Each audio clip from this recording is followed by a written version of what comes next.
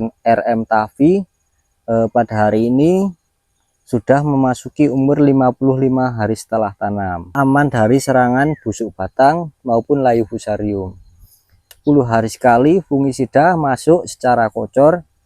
Kemudian untuk fungisida yang biasa spray setiap 5 hari sekali, itu rutin dari umur 10 hari setelah tanam, spray menggunakan klorotalonil dan juga menggunakan fungisida golongan azol. Karena kalau golongan azol sendiri ketika itu overdosis malah justru menghambat pertumbuhan tanaman yang jenis Tavi ini. Kekurangan fungisida nanti biasanya di umur 70 hari ke atas itu biasanya sudah mulai ada yang layu, kemudian busuk batang dan lain sebagainya. Tanaman yang kemarin terserang Phytophthora. Nah, kalau seperti ini itu masuknya Phytophthora, bukan bercak daun. Nah, ini sudah mulai kering, mulai rontok, berarti tandanya jamurnya sudah mati. Nah, ini juga mulai kering. Ini juga mulai kering. Fungisida sistemik jamurlang. Kemudian untuk dosisnya yaitu 0,75 mili atau sekitar 10 ml untuk tangki 16 liter. Kemudian untuk calon buahnya seperti ini. Tiap ranting, tiap tangkai itu ada dua nih calonnya. Calonnya dua, double. Ini untuk nutrisinya.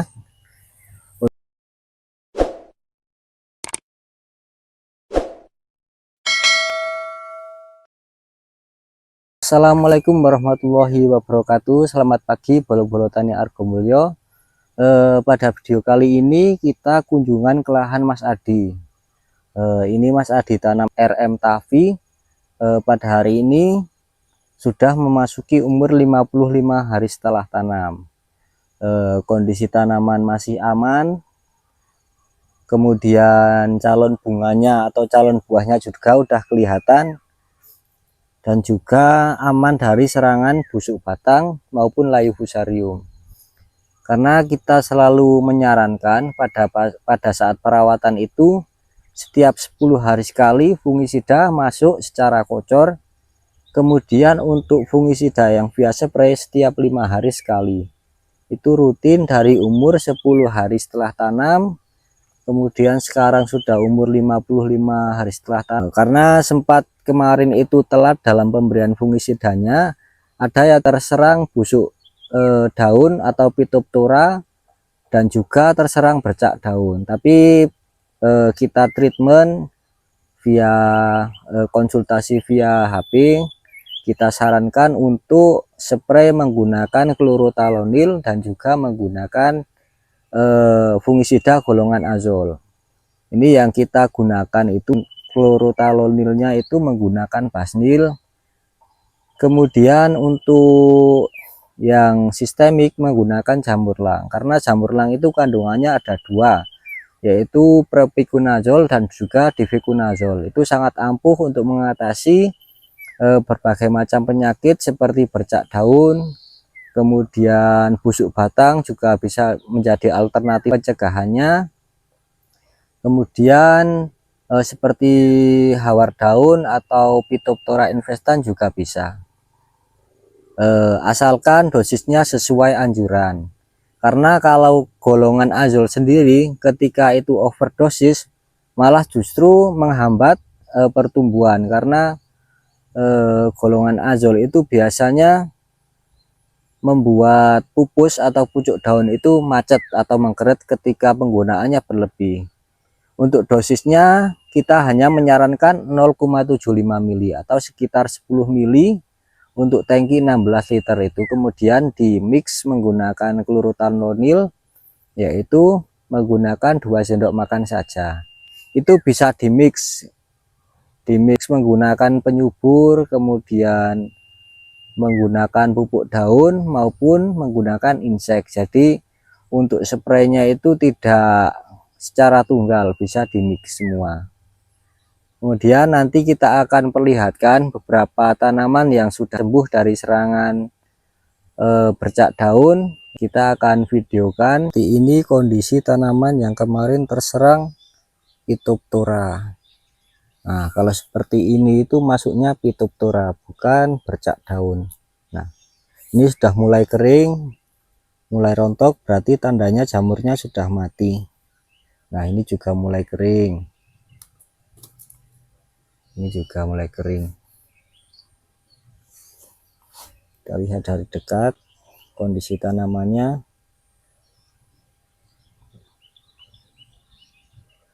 Untuk pucuk daun aman dari kutu kebul ataupun dari hama trip. Ini pucuknya mulus, kemudian dari segi daunnya juga tebal. Berbeda dengan penggunaan jenis penyubur seperti gibberellin acid, itu biasanya daunnya sedikit hijau muda, dan untuk daunnya tipis-tipis. Tapi ini daunnya tebal-tebal karena kita menggunakan pupuk daun, kemudian kita mix juga dengan fungisida jamurlang. Kemudian dalam penggunaan fungisida itu yang secara kocor bisa diaplikasikan bareng dengan pupuk. Jadi sekalian pupuk dan juga sekalian memberikan fungisida. Ini bisa menghemat tenaga dan juga waktu. Fungisida selalu kita sarankan dari awal karena melihat beberapa pengalaman ke belakang itu ketika tanaman yang jenis Stevia ini kekurangan fungisida, nanti biasanya di umur 70 hari ke atas itu biasanya sudah mulai ada yang layu, kemudian busuk batang dan lain sebagainya. Makanya dari awal kita sarankan untuk aplikasi fungisida itu via kocor dan juga via spray. Fungisida yang kita gunakan untuk mengatasi bercak daun ini menggunakan fungisida sistemik jamurlang. Kemudian untuk dosisnya yaitu 0,75 mili atau sekitar 10 ml untuk tangki 16 liter.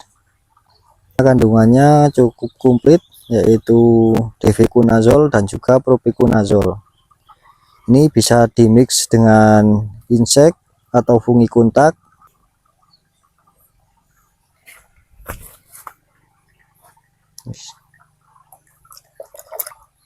Kemudian untuk mengatasi jenis kutu-kutuan, bisa untuk kutu kebul, kutu daun, untuk trip, dan juga untuk lembing ini bisa menggunakan Agapro dengan kandungan imidacloprid dan juga fipronil. Bisa juga untuk setelah pindah tanam itu untuk mengatasi belalang, kasir, jangkrik.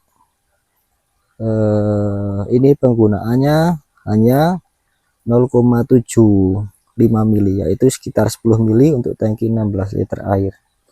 Ketika tanaman itu terserang bercak daun maupun Phytophthora, lebih baik untuk penyubur itu tidak digunakan dulu. Jadi hanya fokus untuk pengobatan menggunakan fungisida, baik kontak maupun menggunakan sistemik. Tapi lebih bagusnya itu kontak dimix dengan sistemik.